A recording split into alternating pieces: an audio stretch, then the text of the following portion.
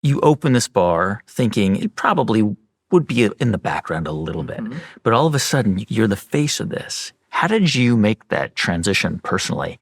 Therapy. I'm Guy Raz, and welcome to The Way Up, presented by Square, a new series where I sit down with entrepreneurs immersed in the day-to-day of building a business. We'll talk about the ups and downs that define their journeys and the communities critical to their success. Today, I'm talking to Nguyen, the founder of the Sports Bra, a Portland, Oregon establishment that's the first of its kind, a sports bar that only plays women's sports. Jenny, welcome. It's nice to be here, Guy.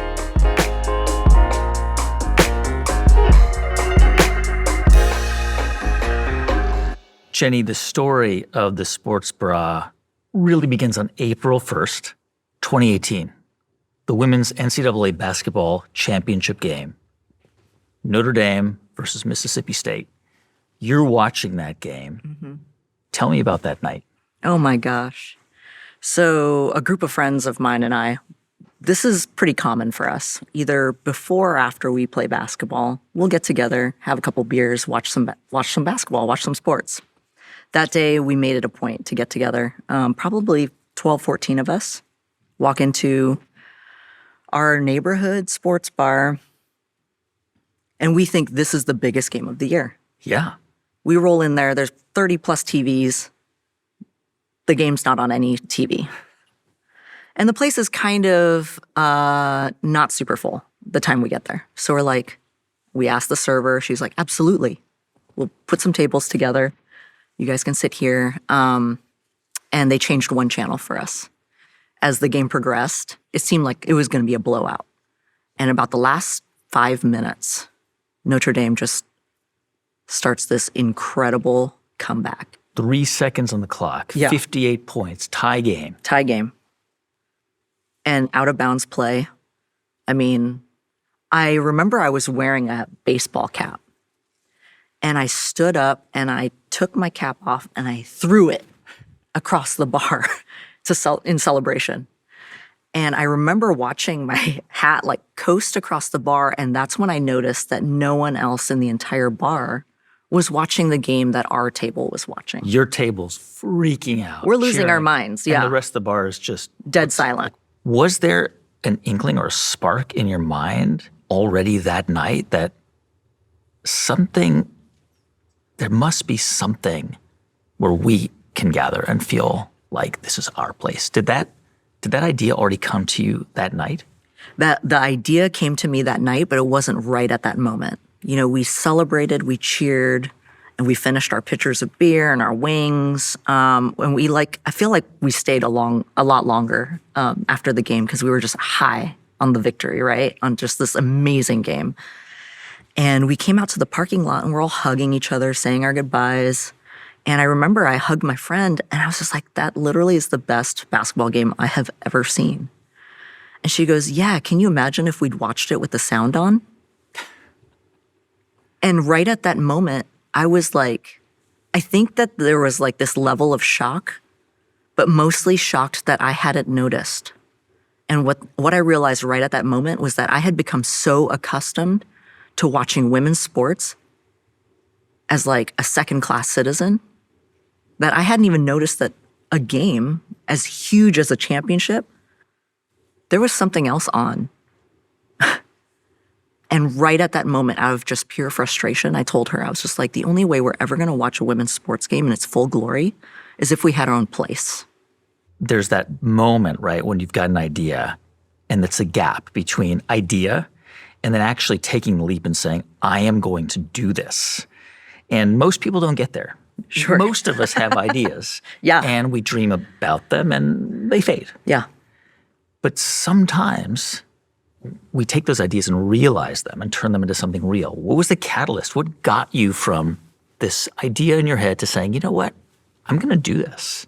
So that game was in 2018. That was when it kind of sparked the idea or, the sports bra in my mind. Shortly after that, I told my friends, I was just like, it's the sports bra. It was this fantasy place that we all referred to as a joke. But of course, I started to turn it over in my head. And so I grew up seeing that Portland showed up for women's sports. So I thought to myself, man, maybe it could work in Portland. Maybe this could be something cool. And I did a lot of research and I started to look it up and I thought, I wonder how other women's sports bars have done. Because at the time I had no idea. Yeah. And the more I looked it up, the more I realized it hadn't been done. It hadn't been done. It had not been done. So all of a sudden, you realize, wait a minute, there's a huge opportunity. There's a business opportunity to do something here. And you had an intuition that this might work. Was there any pushback when you started to talk about this with anybody? Did anybody say, I don't know, Jenny, I don't know if this is going to work? I mean, I think maybe I was saying that the most. I honestly didn't know if it would work. I started to think, why hasn't it been done? And when I got really serious about it, I didn't tell anybody. When I got really serious about it, the very first kind of major call I made was to a mentor of mine. So I text him, I'm like, hey, want to meet up for a beer? I have this idea I want to run by you. He's like, sure. So we meet up for a beer and we, catch up a little bit. And he's like, so give me your idea. I give him like the 3-minute elevator pitch, And literally the first thing that came out of his mouth was, what's your timeline? And I was just like, oh. And I told him the Women's World Cup, which is 2023. So at the time it was 2021. And he was just like, oh no, that's too late. He goes, you need to start this right now. You need to start this right now. That's what he said. He goes, don't tell anybody. He goes, I think this is $1 million idea. You didn't have a huge war chest of cash. What were you going to do to actually get the money to put down a deposit on a space and to get a lease and to start this thing? All the things. Yeah. Yeah, I mean, honestly, I had been living off of my savings for 5 years, so I really didn't have a lot of money. To tell you the truth, I applied for SBA loans, traditional lenders, all of the things, and got denied by every single one. But what is fascinating is that with every denial came a phone call, which I don't think happens very often. And usually the phone call was like, listen, these are the reasons that we can't loan you the money. And it was basically the big three. 1, we're in the middle of a pandemic. 2, you've never owned a business before. 3, this is a concept that literally has never been done before. Pretty risky. But all of them saw the business plan and they were all like, but listen, we really think this is a great idea. We really hope that it comes to fruition. I had read that it would take about 3 to 6 months to find a location. And so I figured in 3 to 6 months, maybe I'd figure out funding. So I'll just start looking for a location now, put my feelers out. And I basically walked into the space that is now the sports bra about 3 weeks into looking. And I hated myself right away. I opened the door and I was like, why am I here? Because I just knew that I didn't have the money. Yeah. But I opened the door and I could see where the TVs were going to go. I could see where the trophy shelf was going to be. I could see where the flags were going to hang. So I went home, slept on it, woke up the next day and was like, let's do it. We'll figure it out. February 2022, you launch a crowdfunding campaign to raise money to get this thing off the ground. Yeah. You have a goal and you blow right through it. Yeah. The community just comes out in support of this. How much did you raise? Well, we were seeking about $49,000 and we met the goal in 9 days and we closed at just over $105,000. It was unbelievable. And literally that was the first time we really put it out in public. And to get that kind of response, I mean, I'll never forget the day. I was working at the bra and I get this text from Mom and I look at it and she goes, have you looked at your crowdfunding campaign today yet? I go, no, why? And she goes, look at it. And I open it up and it was like the graph went from this to this. And what had happened was a local magazine had printed like a coming soon to Portland article. And it has been like that since then.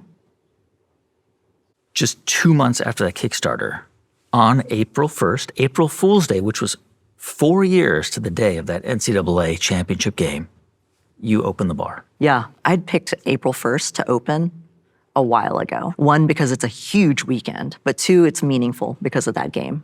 But 3, I'm always like that kind of person that has like a plan B and a plan C.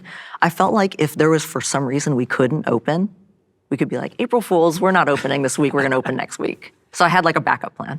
Our grand opening, we saw about 3,000 people come through the door. Wow. For a 40-seat restaurant, that's insane. Overwhelming. Totally overwhelming. It was a 4-hour wait when we opened the door, and we closed to a 4-hour wait. And people weren't mad. They were like, see you in the morning. So we opened Friday, Saturday, Sunday. By Monday morning, I started to get phone calls. And what had happened was the community credit union believed that we were a small business, which I also believed. And so they gave us a small business platform. And we crashed it day 1. So we ended up upgrading to Square. We basically took a poll of my team and was just like, what do you guys love, hate? Everyone recommended Square. There's a lot of tools in there that we use that have made everything a lot easier. We have a pretty robust merchandise program. And so we actually added retail for Square, which has a lot more tracking, sales tracking, SKUs, all kinds of stuff that we've added. And so that has been super helpful for reports and when we're reordering and we're re-upping and also developing next products and then figuring out what we want to send out to franchises. And you've done events outdoors, right? Like, oh, yeah. Yeah. And so you can sort of efficiently do everything you need to do. Absolutely. Yeah, we've taken our entire workstations out of doors, not just handhelds, but entire workstations, and run them off of our phone hotspots, and it works like a dream. Describe what you see when you walk in to the sports bra. Yeah, I mean, I think at this point the bra is larger than life. It has taken on like a whole life of its own. Televisions on every wall. There are 5 TVs. The space is like a small pub. It's 40 seats, 50 people, standing room only. Only women's sports playing on those TVs. Only women's sports. And memorabilia, flags, autograph stuff, everything is female athletes. It's a full restaurant, amazing menu, which I've looked at. And from what I understand, all of the beer on tap comes from women-owned breweries. Yeah, I mean, more or less. We have 21 taps. Everything is either owned, operated by, or has a woman in the brew house. Wow. But we have gluten-free ciders, kombucha is also on there. I think in the first 8 months, you brought in like $1 million in revenue, which sounds like completely exceeded your projections and your expectations. I mean, the community really turned up for this. Like, it wasn't just that people were coming out because it was, the right thing to do. This was a real business opportunity. There was a demand for Big this. time. Big time. There was this gap that you filled. Even unbeknownst to you, you yourself doubted yourself for some time. Yeah, I had no idea. I mean, what I thought I was building was a space for people like me who are huge women's sports fans to just come and share in community. But the reality is that the bra has become more of a community space for all folks. We are super geared towards inclusivity. And there's this idea about how women's sports has been underinvested in, underrepresented. Those stories aren't being told. Now more than ever, they're finally getting the light of day that they've deserved for decades. I think pretty soon after you opened up, investors started to contact you and say, hey, would you be interested in franchising? And one of those investors was a pretty well-known founder, Alexis Ohanian, co-founder of Reddit. And he sent you a note and said, hey, would you be interested? And from what I read, at first you kind of said, oh, I'm so flattered, but I'm just not even ready to have this conversation yet. Yeah, no, Alexis reached out via Twitter. And this was before our 2nd anniversary. So we'd just gotten maybe a year and 8 months in, I was still trying to figure out like which way was up. You know what I mean? Like things were insane. And so, yeah, people had come to me about opening other locations, franchising, this, that, and the other thing. I was like, I need somebody to run the bar tonight. Like, come on now. Like, we're trying to run a restaurant here. Whatever was happening was bigger than anything I had imagined. We were prioritizing that. You know, I'm really driven by the mission of the bra. And at the time, I wanted that box to succeed. I couldn't see outside of that. And that was when Alexis reached out, along with a handful of other folks. And what's cool is that he was just like, let me know when you're ready to go big. And he was just like, let me know what your plans are. And I just wrote him back. I was like, I don't have any plans. I have no idea. I don't even know if I want more than one. So you, I think about a year later, he becomes your first outside investor. And you agree, but you come to the realization that you're kind of destined to turn this thing into something much, much bigger. Before I ask you about that, I'm curious, you spent most of your career in the background, in kitchens, not as a public-facing person. For sure. You open this bar thinking it's going to be a community bar. And again, you probably would be in the background a little bit. But all of a sudden, you come to the forefront. You're the face of this. You're getting a lot of attention. How did you make that transition personally to becoming the representative of this thing? Therapy. No, it was really hard. Honestly, outside of just starting a business, that part of my personal growth was very, very difficult. I have always been a back of the house person. I mean, in fact, I remember people being like, Jenny, don't ever cross that line because you are not made for customer interaction. But you rose to it. You found that charisma. I mean, I had to. Yeah. I had to. Well, one, sometimes you just have to do what you have to do. You know, you fake it till you make it. But another thing that I try to remember is that the bra is bigger than just me. And so for whatever insecurities or whatever I have, it has to take a back seat to what the mission is and the impact. And all of that is super powerful and bigger than me. So if I have to be the face of this thing, I'll do it. Jenny, it's been a mixed bag for small business. It's a tough time. The cost of goods are going up. Cost of labor is going up. Inflation. There's a lot of pressure on small businesses. How have you sort of managed through that? And how have some of the tools that you're working with helped you figure out the most efficient way to move forward? Absolutely. I mean, a lot of it has to do with talking to people. You know, we have leads. We have a bar lead, a chef, front of the house lead, and then my manager. And so talking to them about efficiencies in labor, figuring out when slow periods are. I mean, that's one really great thing about Square is like really easily we can see guest counts during which hours are peak hours, low hours. It tracks people clocking in and out. If we have 6 people on staff during happy hour at 3 p.m., which is the slowest time, why is that happening? As far as COGS, honestly, it's really about tracking sales and seeing what are popular items, what are unpopular, what are their food costs, can we get rid of them? So we do a menu refresh twice a year, fall, winter, spring, summer. And you can track all of that. We can track all of it. Even, so we have 21 taps, we can track every tap. And we can say, oh, clearly number 13, which is a Pilsner, outsells everything.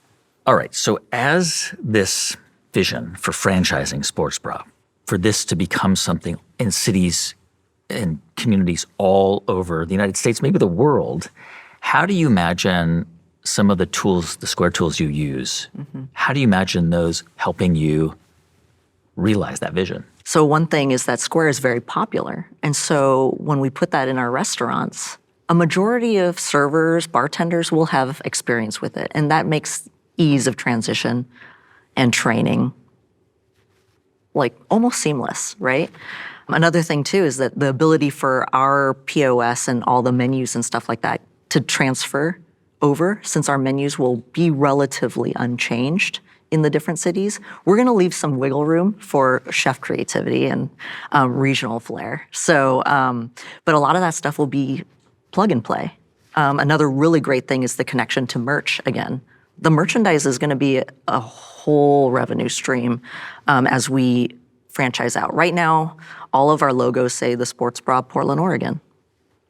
I mean, imagine a world where it says some other city and we start to do like local collabs with artists and things like that. And the ability for those stores to sell their own merch and we can track them, run reports, figure out SKUs, all kinds of stuff. Tell me the vision 5, 10 years from now. What does the sports bra look like?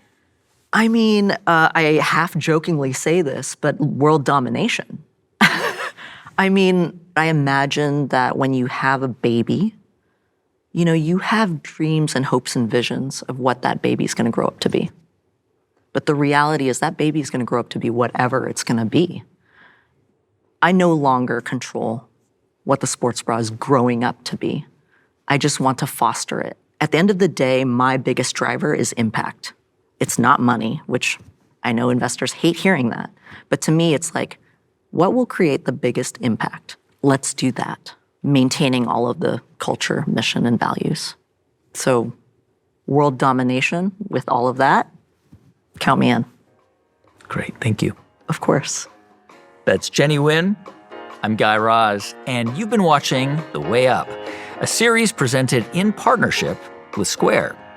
On our next episode, I sit down with Alex Samuels, the founder and CEO of Nashville's Rustler Hat Company, in her first interview.